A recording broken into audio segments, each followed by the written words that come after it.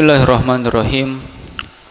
Assalamualaikum warahmatullahi wabarakatuh.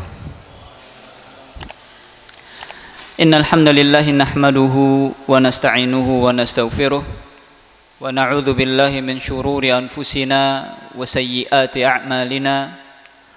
Man yahdihillahu fala mudilla lahu wa man yudlilhu fala hadiyalah. Asyhadu an la ilaha illallah wahdahu la syarika lah. Wa asyhadu anna Muhammadan abduhu wa rasuluhu la nabiyya ba'dah. Ya ayyuhalladzina amanu ittaqullaha haqqa tuqatih wa la tamutunna illa wa antum muslimun. Ya ayyuhan nasu taqu rabbakumul ladzi khalaqakum min nafsin wahidah wa khalaqa minha zawjaha wa bassa minhuma rijalan katsiran wa nisaa'a wattaqullaha alladzi tasaaluna bihi wal arham innallaha kana 'alaikum raqiba. Ya ayyuhalladzina amanu ittaqullaha wa qulu qawlan sadida yuslih lakum a'malakum wa yaghfir lakum dhunubakum wa man yuti'illaha wa rasulahu faqad faza fawzan 'azima. Fa inna asdaqal hadithi kitabullah wa khairal hadi Muhammadin sallallahu alaihi wasallam wa syarral umuri muhdatsatuha wa kullu muhdatsatin fid dini bid'ah wa kullu bid'atin dhalalah wa kullu dhalalatin fin nari summa amma ba'd. Ma'asyiral muslimin wal muslimat rahimani wa rahimakumullahu ajma'in. Alhamdulillahirabbil alamin. Tentu saja tidak pernah bosan untuk kita senantiasa ingatkan agar kita selalu bersyukur kepada Allah Subhanahu wa taala, yang mana Allah Subhanahu wa taala masih memberikan kita begitu banyak nikmat, begitu banyak karunia, yang mana alhamdulillah Allah Subhanahu wa taala masih memberikan kita istiqamah, nikmat istiqamah untuk tetap beragama Islam. Kemudian Allah Subhanahu wa taala juga memberikan kita nikmat hidayah, taufik, agar kita melaksanakan salat maghrib secara berjamaah. Kemudian Allah Subhanahu wa taala juga memberikan kita nikmat hidayah untuk terus melanjutkan menuntut ilmu kita, duduk-duduk di majlis ilmu, yang mana ini merupakan nikmat yang sangat besar dari Allah Subhanahu wa taala. Terlebih lagi duduk di majlis ilmu sama bagaikan kita duduk di taman di antara taman-taman surga. Kata Syekhul Islam Ibnu Taimiyah rahimahullahu taala, beliau mengatakan inna fid dunya la jannatan. Sesungguhnya di dunia ini ada surga. Man dakhalaha dakhala jannatal akhirah. Barang siapa yang memasuki surga dunia ini, niscaya ia akan masuk surga akhirat. Ditanya oleh para muridnya, kemudian beliau menjawab, majalisul ilm. Surga dunia adalah majlis-majlis ilmu.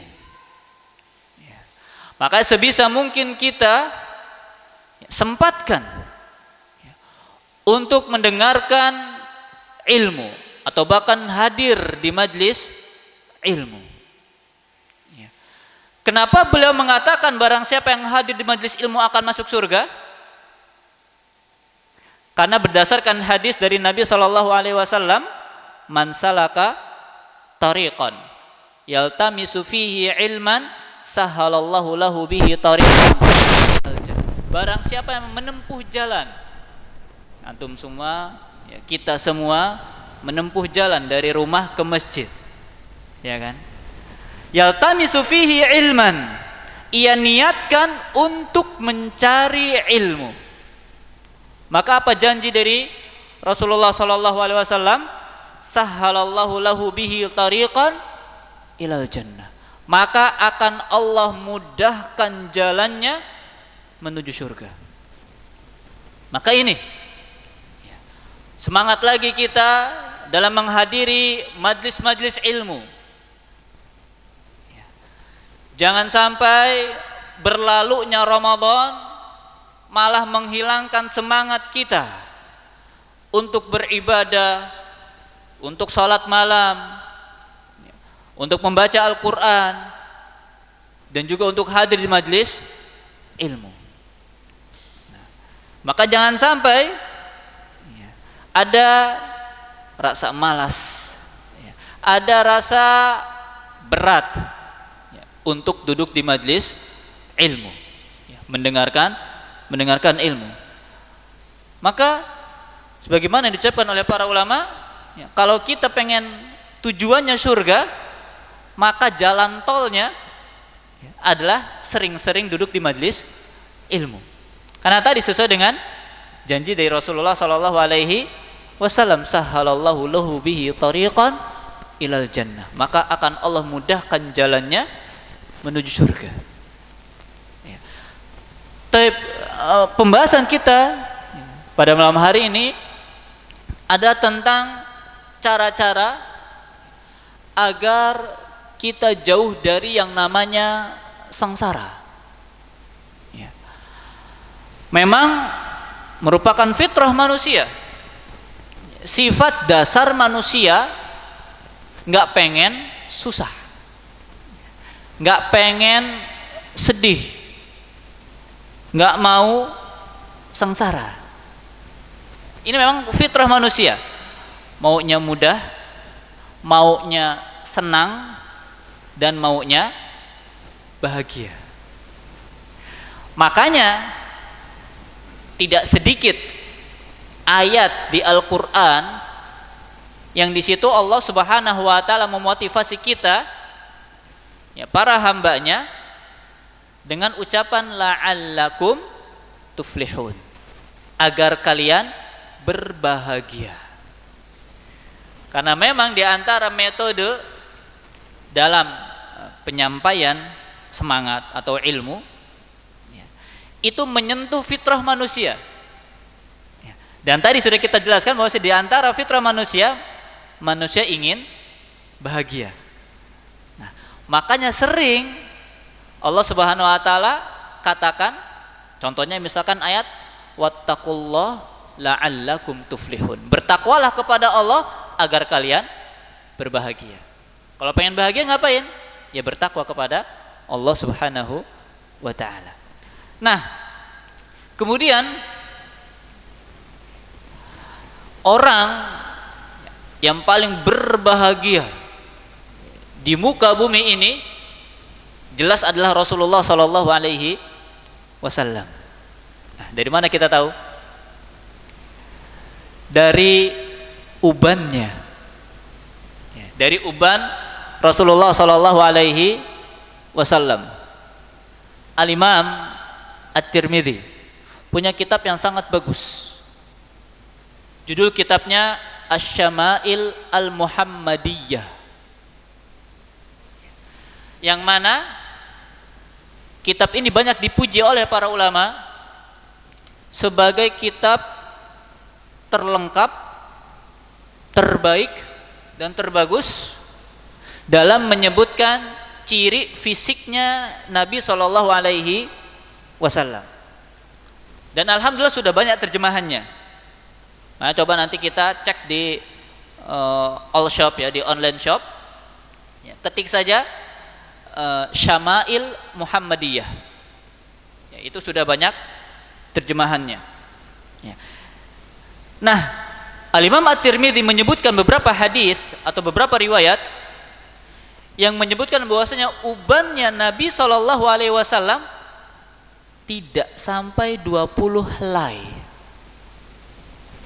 Kita bayangkan, uban Nabi SAW hanya berkisar antara 16 atau 12 sampai 20 helai. Artinya apa?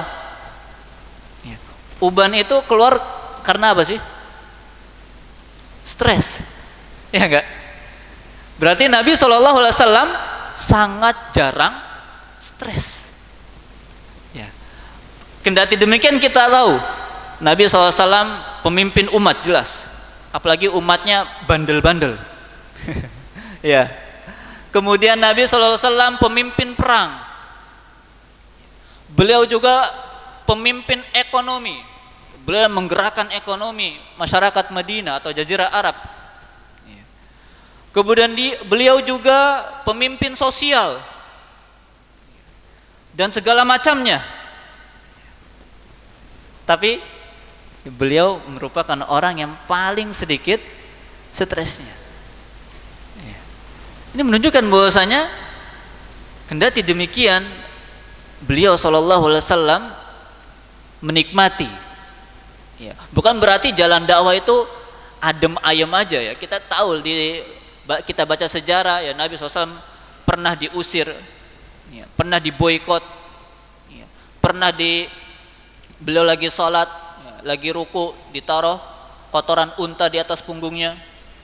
Ya, beliau dakwah ke Taif, dilemparin batu sampai bocor di kepala beliau. Ya, kendati demikian, ya, beliau tidak stres. Ya, ini menunjukkan bahwasanya ada beberapa tips bagi kita ya, selaku umat beliau sallallahu alaihi wasallam ya, untuk mencontoh beliau juga dalam masalah ini ya. Bagaimana caranya biar gak gampang stres ya. Kan orang kalau sudah stres itu bawaannya mumet ya, overthinking ya. Akhirnya apa? Akhirnya sengsara sendiri, padahal mungkin kenyataannya tidak seperti yang ia bayangkan. Kemudian Ana juga sangat menyarankan bahwasanya kita memiliki buku ini tadi yang ditulis oleh Imam At-Tirmidzi, Asy-Syama'il Al-Muhammadiyah. Kenapa? Karena zaman sekarang banyak orang ngaku-ngaku bermimpi bertemu dengan Nabi SAW. Nah, coba kita minta keterangannya bagaimana Nabi yang kamu lihat di mimpimu. Kemudian kita bandingkan dengan yang disebutkan oleh Al-Imam At-Tirmidzi di kitab Asy-Syama'il Muhammadiyah. Kalau yang dilihat Nabi itu pakai celana jeans, ini jelas bukan Nabi, nggak mungkin Nabi SAW pakai celana jeans. Ya. Atau Nabi SAW nggak punya jenggot, ini juga nggak mungkin, karena Nabi SAW jenggotnya lebat. Bahkan diceritakan oleh salah seorang sahabat tatkala beliau baca Al-Quran, sorbannya goyang-goyang, artinya penuh lebat jenggotnya Nabi SAW. Ini dan segala macamnya ya. Maka tatkala kita mendengar ada orang Nabi bermimpi, saya melihat Nabi SAW di mimpi, maka kita minta bagaimana perwujudan Nabi yang kamu lihat di mimpimu. Ini penting. Betul, ya, Nabi SAW bersabda, ya, syaitan tidak bisa menjelma menjadi Nabi SAW. Ya. Dan hadisnya sahih, ya, bahwasanya jin atau syaitan tidak bisa menjelma menjadi Nabi SAW. Tapi jin bisa ngaku-ngaku jadi Nabi. Nah, ini masalahnya. Makanya kita harus tahu bagaimana ciri fisiknya Nabi SAW. Ya, maka kita harus tahu bagaimana ciri fisiknya Nabi SAW.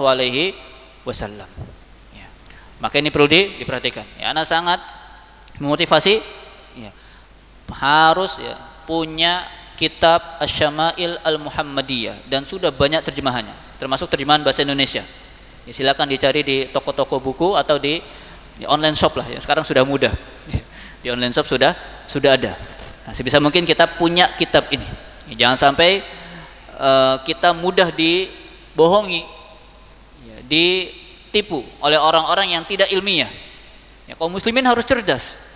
Ya, kaum muslimin harus cerdas. Ya, jangan mau terus ditipu dengan bualan orang-orang yang ngaku-ngaku melihat Nabi SAW di mimpi, kemudian dia membawa syariat baru, suruh ini zikir 1000 kali misalkan. Nah, ini perlu dipertanyakan keilmiahannya. Ya. Kemudian ana hanya akan menyebutkan 6 perkara saja ya, agar kita terhindar dari yang namanya kesengsaraan, baik di dunia maupun di akhirat. Ya. Dan 6 hal ini sudah disebutkan oleh Allah Subhanahu wa taala di Al-Qur'an. Ana hanya meringkas saja apa yang telah Allah Subhanahu wa taala sampaikan di Al-Qur'an. Yaitu apa yang pertama? Yang pertama adalah senantiasa bertakwa. Tadi kita singgung di awal, Allah Subhanahu wa taala berfirman, "Wattaqullah la'allakum tuflihun." Bertakwalah kepada Allah agar kalian berbahagia. Kemudian Allah Subhanahu wa taala juga berfirman, "Innallaha yuhibbul muttaqin." Sesungguhnya Allah Subhanahu wa taala mencintai orang-orang yang bertakwa. Ya. Maka nggak mungkin tatkala Allah Subhanahu wa taala mencintai hambanya malah dibikin sengsara. Diuji mungkin. Ya, diuji itu mungkin. Tapi dibuat sengsara ini mustahil. Karena memang dalam hadis riwayat Imam Muslim dari Aisyah radhiyallahu anha, Nabi SAW bersabda, "Innallaha idza ahabba 'abdan ibtalah." Atau idza ahabba qauman ibtalahum. Sesungguhnya Allah Subhanahu wa taala jika mencintai suatu kaum, ibtalahum, kata Nabi SAW, Allah akan uji mereka. Faman radiya falahu ridha wa man sakhita falahu sukh. Barang siapa yang ridha dengan ujian Allah, begitu datang musibah misalkan, entah musibah di jasad kita, sakit dia, atau keluarga kita, ada keluarga kita yang meninggal, orang yang kita cintai, atau harta kita mengalami kebangkrutan, atau yang lain sebagainya. Apabila ia ridha menjalankan ujian dari Allah Subhanahu wa taala, falahu ridha, maka Allah akan semakin ridha terhadapnya. Wa man sakhita, dan barang siapa yang marah, jengkel, kesel dengan ujian yang Allah Subhanahu wa taala berikan, falahu sukhtu, maka Allah enggak jadi mencintainya, Allah akan marah juga terhadapnya. Nah, ini ya. Jadi kalau diuji sangat mungkin ya. Tujuannya tidak lain dan tidak bukan untuk menaikkan derajatnya terus. Ya, terus menaikkan derajatnya sehingga nanti derajatnya semakin tinggi, pahalanya semakin banyak, maka di surga juga menempati surga yang paling tinggi. Semakin tinggi derajatnya di surga. Ya. Tapi dibuat sengsara, ini nggak mungkin. Ya, dibuat sengsara ini tidak mungkin. Ya. Nah, tatkala kita diuji oleh Allah Subhanahu wa taala atau diberikan musibah oleh Allah Subhanahu wa taala, maka kunci pertamanya itu terima dulu. Sudah terima dulu. Kemudian sabar. Jadi yang pertama bukan sabar dulu, tapi terima dulu. Menerima ini sudah takdir Allah. Nggak mungkin segala sesuatu yang terjadi di muka bumi ini atau bahkan di alam semesta terjadi tanpa izin dari Allah. Maka kita tanamkan betul-betul ini. Semua yang terjadi atas izin dan kehendak Allah Subhanahu wa taala. Maka kita terima dulu. Kemudian baru bersabar. Ya. Kemudian setelah bersabar, cari hikmahnya. Cari hikmahnya. Jangan malah menyalahkan. Entah menyalahkan takdir, menyalahkan orang lain, menyalahkan diri sendiri. Jangan. cari hikmahnya. Fa inna ma'al usri yusra. Inna ma'al usri yusra. Diulang 2 kali. Sesungguhnya bersama kesulitan itu ada kemudahan. Ya. Jadi bukan kemudahan datang setelah kesulitan, bukan. Ada kesulitan, ada kemudahan. Nah, kenapa jarang ada orang yang bisa memetik hikmah? Karena tadi belum terima dan belum sabar. Maka terima dulu, kemudian sabar, cari hikmahnya. Kemudian terakhir baru ridho. Oh ya sudah, begini sudah jalannya, ya sudah kita jalani apa yang dikehendaki oleh Allah Subhanahu wa taala. Ya. Kemudian ya, tadi ya, tatkala kita ditimpa musibah, ya, agar kita lebih mudah menerimanya, sering-sering baca sejarah Nabi Shallallahu Alaihi Wasallam. Ya. Tidak ada manusia yang paling berat ujiannya selain Nabi Shallallahu Alaihi Wasallam. Nggak ada. Ya. Nabi SAW dari kecil sudah ditinggal ayahnya. Ya. Beliau lahir dalam keadaan yatim. Ya. Usia 2 tahun ya, atau usia 4 tahun ibunya meninggal. Ya. Berat nggak nih ujiannya? Ya. Kemudian dirawat oleh kakeknya. Ya, usia 6 tahun kakeknya meninggal. Ya, kemudian dirawat oleh pamannya. Ya, sampai beliau dewasa dan menjadi nabi. Ya. Kemudian tatkala beliau menjadi nabi dikucilkan oleh paman-pamannya sendiri. Ya. Kita bayangkan bagaimana dikucilkan oleh keluarga kita sendiri, bukan kerabat jauh, ini kerabat dekat, ya, keluarga dekat yang menyaksikan kelahirannya, senang tatkala mendengar berita kelahiran beliau Sallallahu Alaihi Wasallam, tapi begitu dewasa beliau menyatakan beliau adalah nabi utusan Allah Subhanahu Wa Taala, dibenci dan malah memprovokasi masyarakat Makkah atau orang-orang yang datang dari luar Mekah untuk berhaji, ya, memprovokasi agar menghindari beliau Sallallahu Alaihi Wasallam. Ya, dibilang beliau sudah gila, ya, Muhammad sudah gila, jangan didengar ucapannya. Lihat. Kemudian hingga akhirnya beliau diboikot juga oleh kaumnya, sampai beliau harus makan dengan seadanya, makan rumputan dan sebagainya. Sampai beliau memutuskan akhirnya pergi, meninggalkan kota Makkah dalam keadaan terusir. Kita bayangkan terusir dari rumah sendiri. Di kota Makkah juga ada orang-orang munafik yang menusuk beliau dari belakang, memusuhi beliau dari belakang. Dan begitu seterusnya. Ya. Yang mana intinya, ya, jangan anggap musibah atau ujian yang sedang kita rasakan itu sudah yang paling berat. Belum.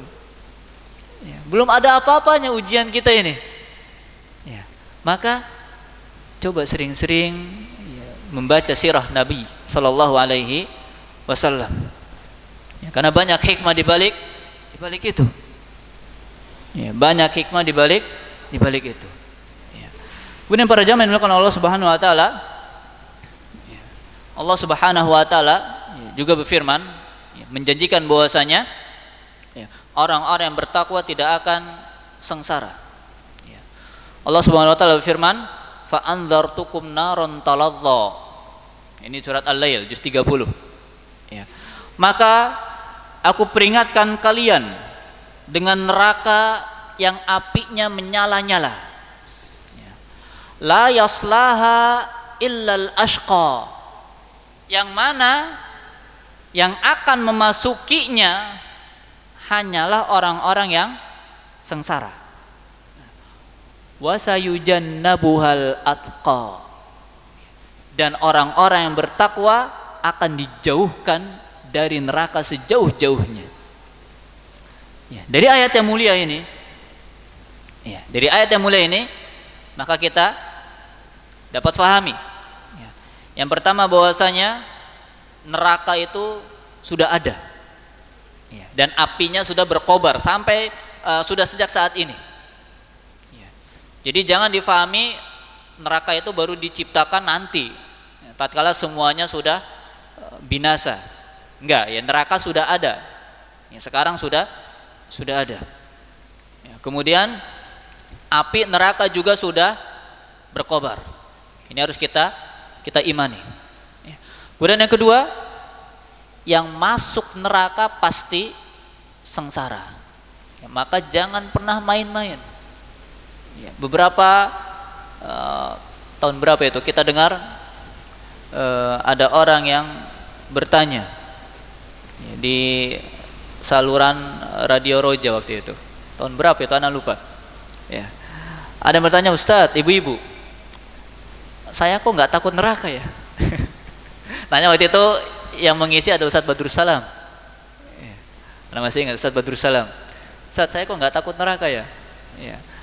Dan kalau memang neraka cuman api, ya sama, dia menggunakan akalnya.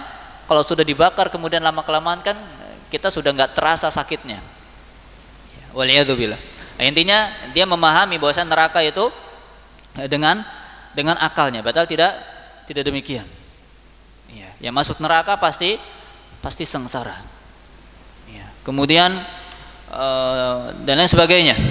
Ya, maka wajib bagi kita untuk senantiasa takut dengan neraka yang telah Allah siapkan. Ya. Kemudian yang ketiga, neraka ini hanya disiapkan untuk orang-orang yang pasti sengsara. Ya. Jadi kesengsaraan yang abadi itu kalau sudah masuk neraka. Ya. Jadi sengsara di dunia atau kesulitan di dunia itu cuma sebentar. Ya. Maka sabar saja dulu. Ya, kita hidup di dunia paling berapa tahun sih? Ya kan? Nabi SAW mengatakan bahwasanya usia umatku baina sittin wa sab'in, kata Nabi SAW. Usia umatku itu antara 60-70 tahun. Ya, berarti kalau lebih, bonus dari Allah. Ya, kalau kurang, banyak yang kurang. Ya. Nah ini, kita sabar sedikit. Ya, sebentar, sabar saja. Kita mungkin kesulitan 10 tahun. Ya, kita mungkin kesulitan 30 tahun. Atau mungkin dari lahir sampai wafat kesulitan 60 tahun, 70 tahun mungkin. Sabar. Itu sebentar. Ya, itu belum seberapa dibandingkan kesengsaraan di neraka. Wal'iyadzubillah. Yang mana satu harinya berbanding dengan 500.000 tahun. Ya, di dunia. Ya, satu hari di neraka atau di akhirat berbanding dengan 500.000 tahun di dunia. Maka 60 tahun di dunia ini belum seberapa. Ya, maka bersabar apabila kita mendapati kesulitan-kesulitan yang ada di dunia ini. Kemudian yang keempat yang dapat kita ambil, tarik kesimpulan dari ayat-ayat ini adalah orang-orang yang bertakwa tidak akan sengsara dan tidak akan masuk neraka. Ya, ini janji dari Allah Subhanahu wa taala. Ya, dan Allah Subhanahu wa taala la yukhliful mi'ad. Ya, tidak akan mengingkari janjinya. Maka tinggal kitanya mau percaya dan melaksanakan atau ya, mendustakan dan membangkang. Tapi itu yang pertama, bertakwa kepada Allah Subhanahu wa taala. Kemudian yang kedua, senantiasa takut kepada Allah Subhanahu wa taala. Ya. Takut kepada Allah Subhanahu wa ta'ala. Sejatinya rasa takut ini ya, merupakan salah satu bentuk kesengsaraan. Sejatinya rasa takut ini merupakan salah satu bentuk kesengsaraan. Ya, takut miskin, ya, takut gagal, ya, takut apalagi dipandang sebelah mata dan sebagainya. Ya, rasa takut ya, pada dasarnya adalah merupakan bentuk kesengsaraan yang telah Allah Subhanahu wa taala gariskan untuk manusia di muka bumi ini. Akan tetapi jika takutnya kepada Allah Subhanahu wa taala itu malah menjadi kunci kebahagiaan. Malah sebaliknya, bukan membawa kesengsaraan, malah menjadi kunci kebahagiaan. Sebagaimana Allah Subhanahu wa taala berfirman, fafirru ilallah, maka berlarilah kepada Allah. Ini kita bahas sedikit bahasa Arab ya. Ini penting. Lafadz farra yafirru itu artinya lari kabur. Bukan sekedar lari jogging, bukan. Lari karena ada yang ditakuti. Itu farra yafirru. Seharusnya sambungannya atau setelahnya itu lafadz min, dari. Seharusnya lafadz setelah itu min atau dari. Larilah atau kaburlah dari sesuatu. Tapi di ayat ini Allah Subhanahu wa taala justru malah mendatangkan lafadz atau kata ila, ke. Artinya apa? Di sini banyak dijelaskan oleh para ulama, baik ulama tafsir maupun ulama bahasa, bahwasanya tatkala kita sedang merasakan takut dengan hal-hal dunia, maka cara menghindari ketakutan tersebut adalah dengan mendatangi Allah Subhanahu wa taala. Kita takut apa? Takut miskin, salat, datang kepada Allah, minta sama Allah. Kita takut gagal, minta kemudahan sama Allah, datangi Allah. Dan lain sebagainya. Ketakutan-ketakutan di hati kita akan hilang jika kita mendatangi Allah Subhanahu wa taala. Kemudian Allah Subhanahu wa taala juga berfirman, fadzakir in nafa'ati dzikra. Maka wahai Muhammad, berikanlah peringatan kepada umat manusia. In nafa'ati dzikra, karena sesungguhnya peringatan itu sangat bermanfaat. Sayadzakkaru man yakhsha, orang-orang yang takut kepada Allah akan mengambil pelajaran dari peringatan yang engkau berikan. Wa yatajannabuhal ashqa, adapun orang-orang yang sengsara maka akan menghindari peringatan darimu. Alladzi yaslan narul kubra, yang mana akhirnya karena mereka tidak takut dengan Allah, tidak takut kepada Allah, mereka malah menghindari peringatan-peringatan yang dibawa oleh Nabi SAW, maka mereka akhirnya adalah di neraka. Waliyadzubillah.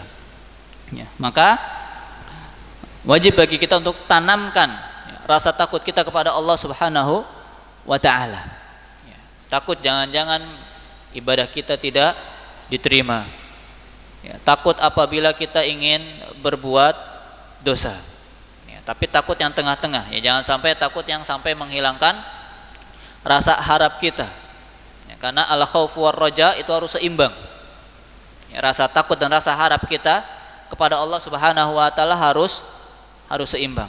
Kita tanamkan dalam hati kita rasa takut, takut berbuat dosa, takut amalan kita tidak diterima, tapi kita juga tanamkan dalam hati kita rasa harap. Kita mengharapkan dari kita menjauhi dosa-dosa akan mendapatkan pahala dan ridho dari Allah. Kita berharap kita beribadah diterima oleh Allah Subhanahu wa taala. Maka ini harus seimbang. Kemudian yang ketiga, yaitu dengan ittiba'ul huda, mengikuti petunjuk dari Allah Subhanahu wa taala. Jelas kalau kita bicara masalah petunjuk Allah, maka yang dimaksud adalah Al-Quran dan hadis. Kita manut terhadap Al-Quran dan hadis. Apa yang ada di Al-Quran, apa yang ada di hadis, maka wajib untuk kita terima. Di Al-Quran menjelaskan kesyirikan, maka kita terima perbuatan tersebut merupakan kesyirikan.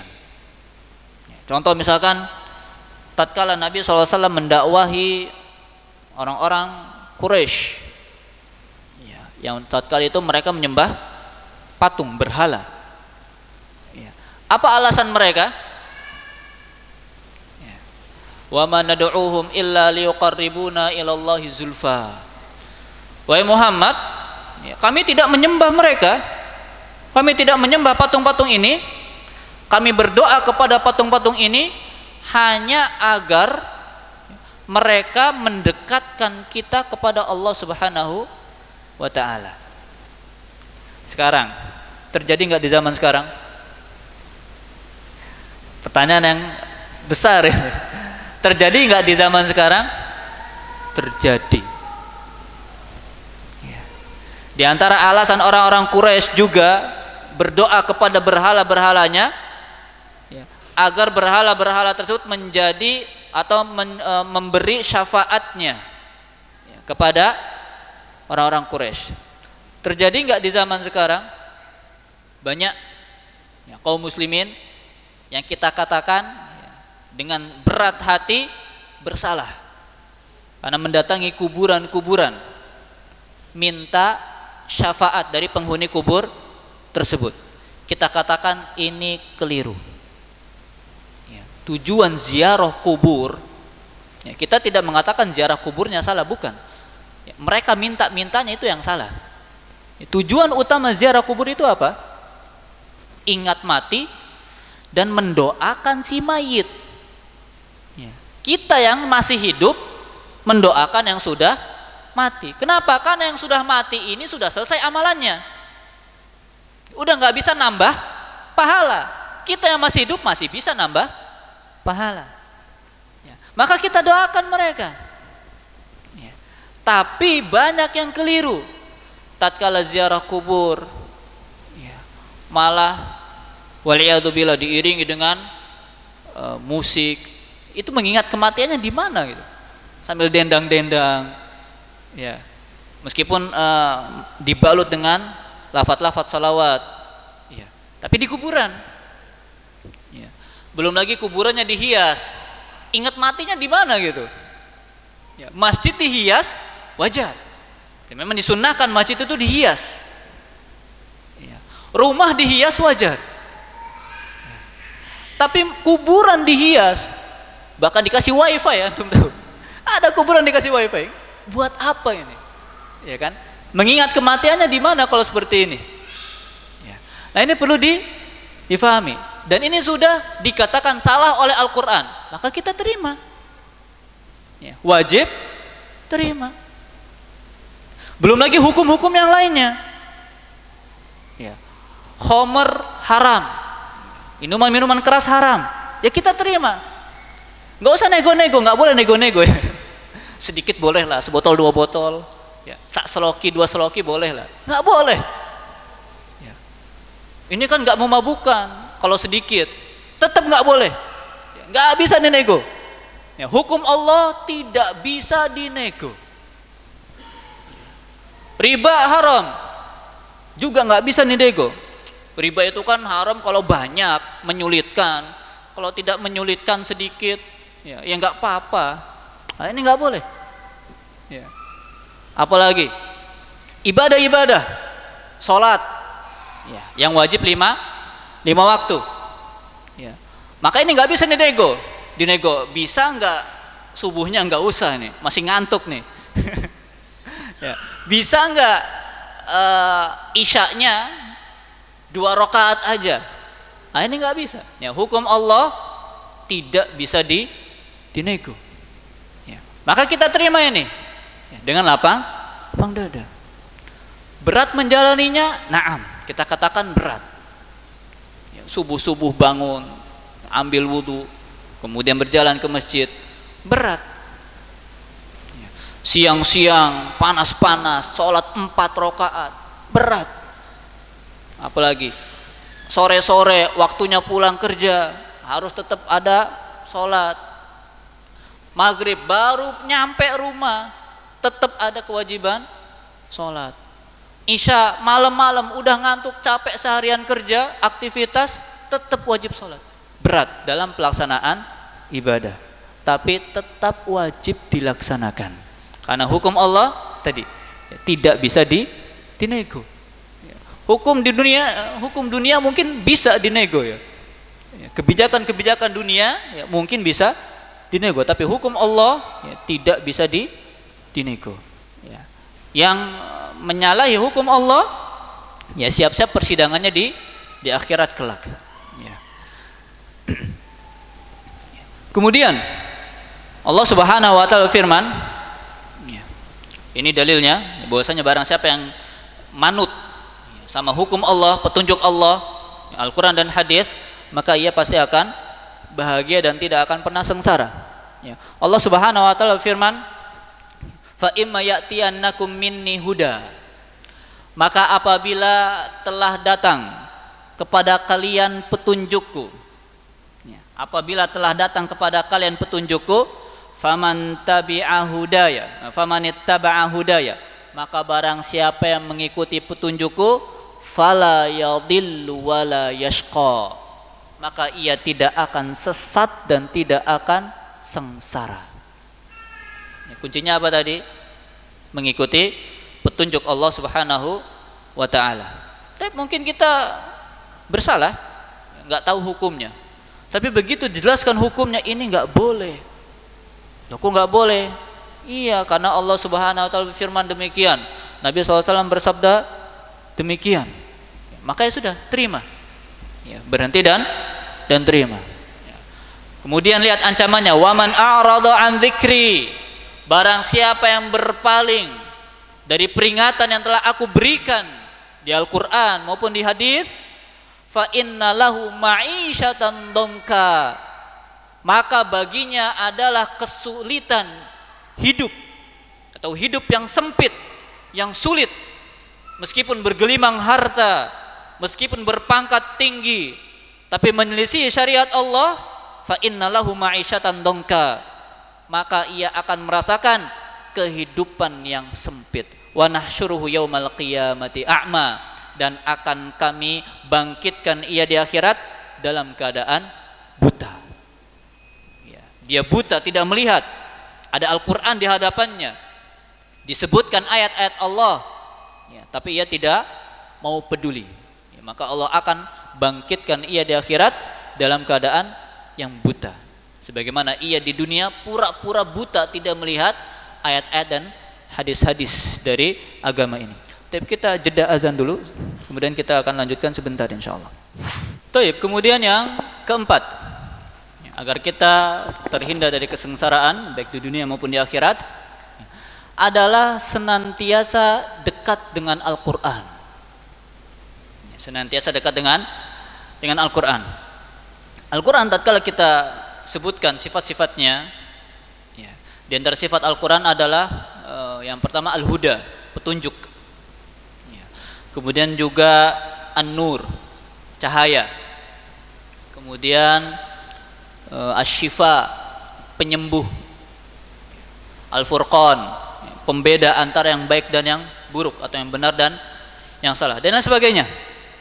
Yang mana kalau kita cermati sifat-sifat dari Al-Quran, ini sejatinya adalah sifat-sifat yang dibutuhkan oleh manusia agar terhindar dari kesengsaraan. Tadi misalkan petunjuk, ya, biar tidak tersesat. Orang kalau kesasar itu tersiksa. Ya. Tadinya yang seharusnya perjalanan cuman 1 jam misalkan, tapi karena kesasar, muter-muter ya, bisa jadi 2 jam, 3 jam. Kesiksa enggak ini? Kesiksa, sengsara.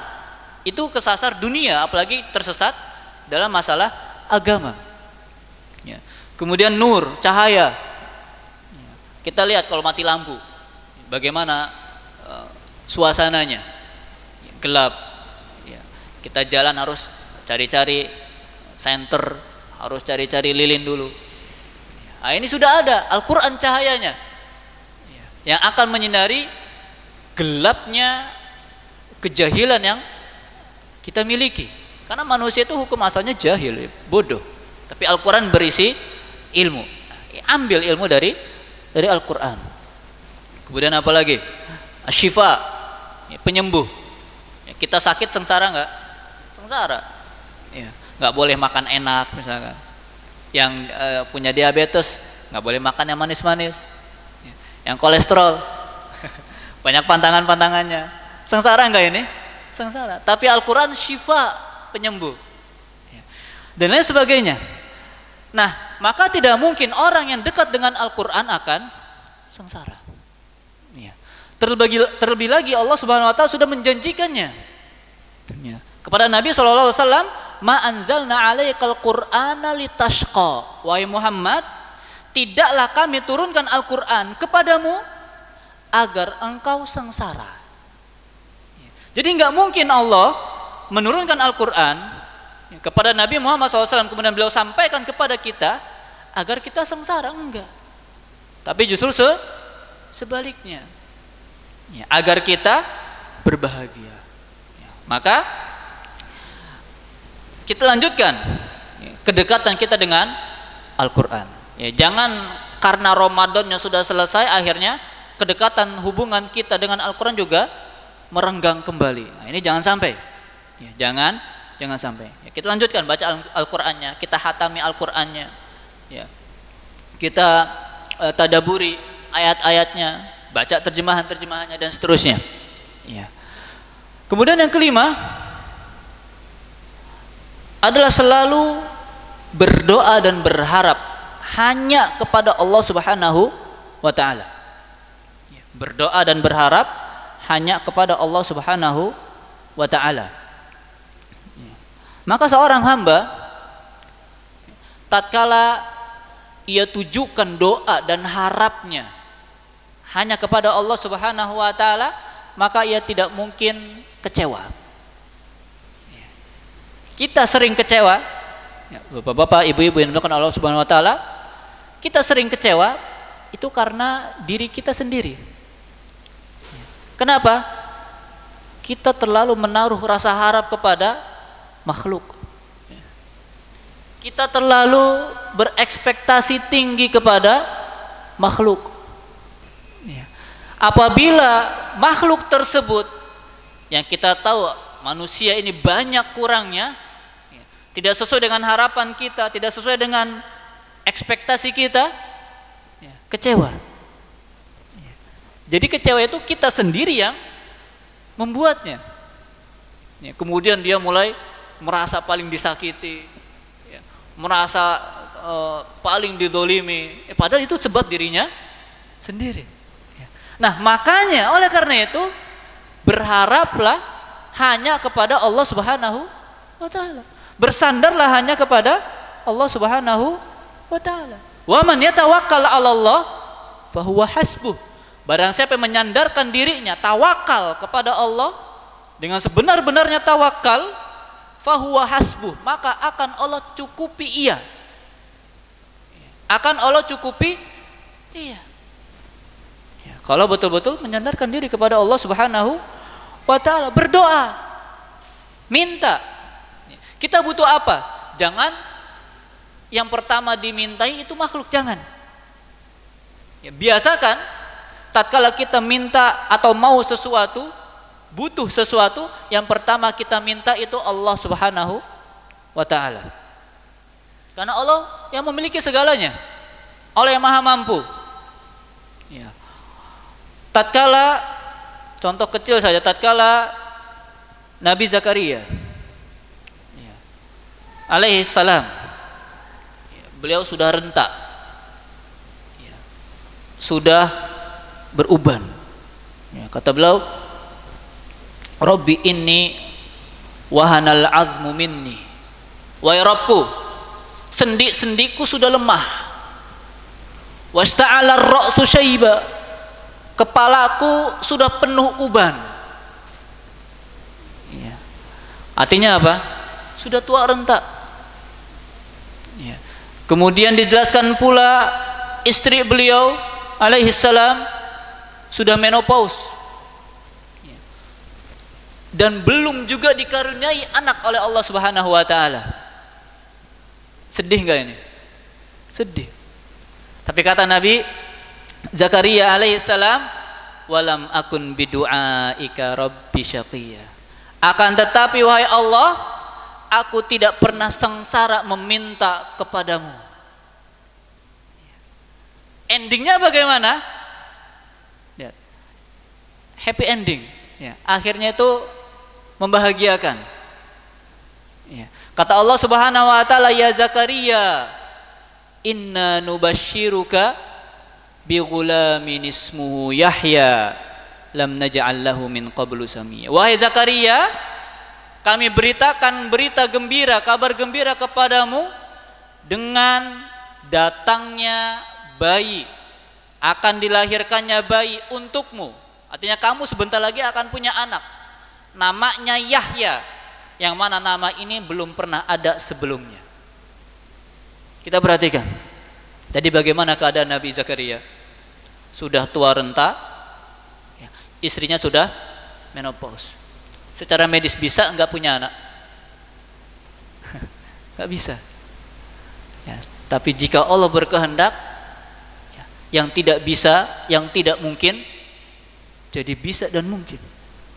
Ya. Maka jangan pernah berhenti berharap kepada Allah Subhanahu wa ta'ala. Bahkan tidak cukup sampai di situ. Ya. Langsung diberikan nama oleh Allah Subhanahu wa ta'ala, Yahya namanya. Ya, ini diantara nama-nama yang Allah berikan langsung. Karena tadi Allah bilang apa? Lam naj'al lahu min qablu samiyya. Belum pernah ada nama Yahya sebelum ini. Langsung Allah kasih nama. Bayinya belum ada, langsung Allah kasih nama. Kamu akan dapat bayi namanya Yahya. Kemuliaan jenis apa ini?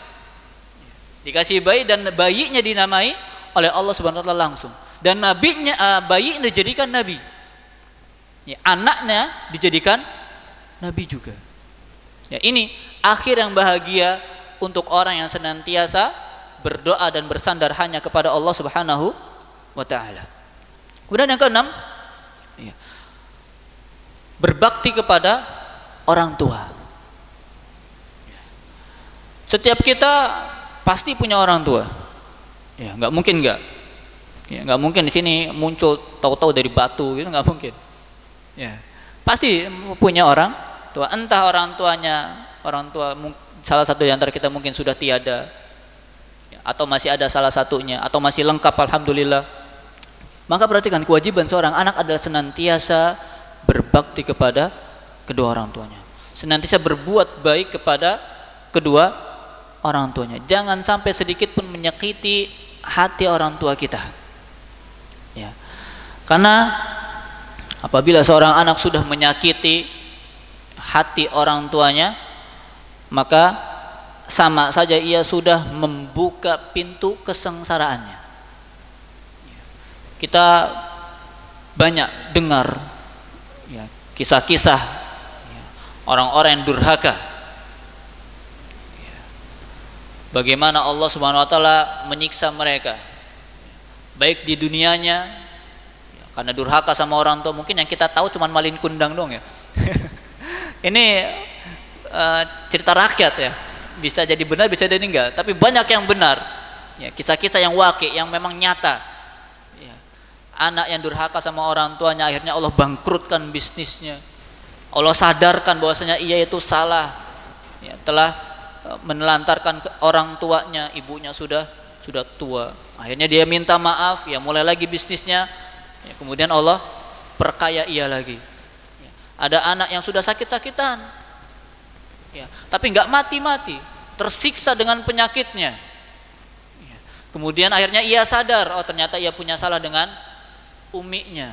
Ia telepon uminya, nangis-nangis minta maaf, dimaafkan, mati. Ya. Ini banyak kisah-kisah, ya, kisah-kisah nyata yang kita dengar. Ya. Anak-anak durhaka sangat-sangat sengsara. Ya. Itu baru di dunia, belum lagi di akhiratnya. Ya. Maka jangan sampai kita sebagai seorang anak, ya, meskipun kedua orang tua kita sudah meninggal, tetap wajib berbakti. Ya. Bagaimana baktinya? Di antara bentuk baktinya adalah yang pertama senantiasa mendoakan. Mendoakan maghfirah, ampunan.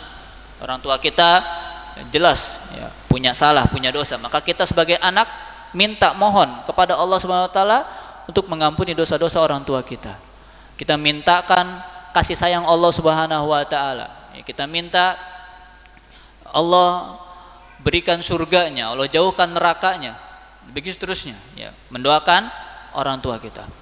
Kemudian yang kedua, sedekah atas nama orang tua kita. Ya, sedekah atas nama orang tua kita. Kemudian yang ketiga adalah menjalin hubungan baik dengan sanak keluarga orang tua kita, dengan paman-paman kita, bibi-bibi kita, ya, sepupu-sepupu atau paman bibinya orang tua kita, ya, dan seterusnya. Ya, maka kita jaga hubungan baik ini.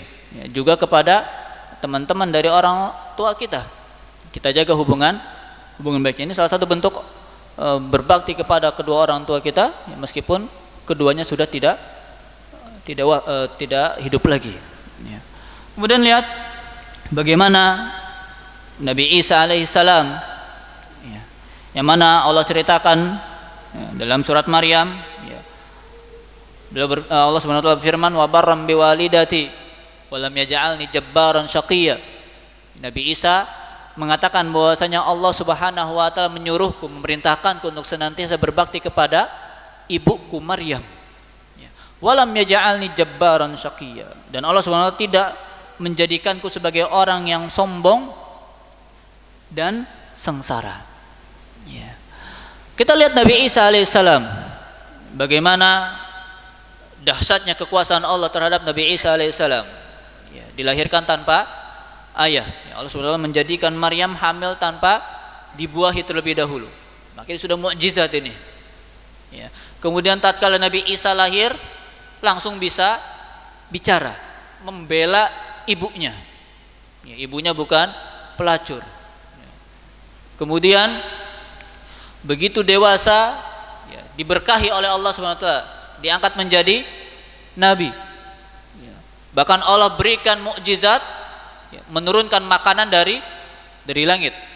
Ya. Peristiwa namanya peristiwa Maidah. Ya, makanya surat kelima dalam Al-Quran disebut surat Al-Maidah, karena menceritakan tentang peristiwa ini. Ya. Doa Nabi Isa alaihissalam meminta, ya, agar Allah menurunkan makanan dari langit, dan Allah turunkan makanan dari langit.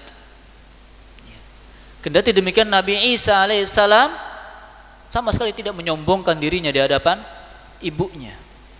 Ya, senantiasa berbakti kepada ibunya, sehingga beliau tidak pernah yang merasakan yang namanya kesengsaraan. Bahkan tatkala beliau dikepung, ya, ingin dibunuh oleh orang-orang Yahudi, ya, karena tempat persembunyiannya dibocorkan oleh Yudas. Allah tidak biarkan beliau sendirian, Allah angkat, ya, ke langitnya. Bahkan sampai sekarang Nabi Isa masih hidup, dan itu kita yakini. Ya, yang dipajang di kayu salib itu bukan Nabi Isa alaihissalam, itu Yudas, ya, yang Allah rubah wajahnya menjadi persis, ya, seperti Nabi Isa alaihissalam. Nabi Isa masih hidup, Allah angkat ruh dan jasadnya. Ya, yang diangkat oleh Allah ruh dan jasadnya, bukan hanya ruhnya, ruh dan jasadnya diangkat ke langit. Ya, lihat, ini balasan bagi seorang anak yang berbakti kepada orang tuanya. Nah, ini tadi, ya, 6 hal yang kalau kita rutinkan, maka insya Allah kita tidak akan sengsara, ya, di dunia maupun di akhirat.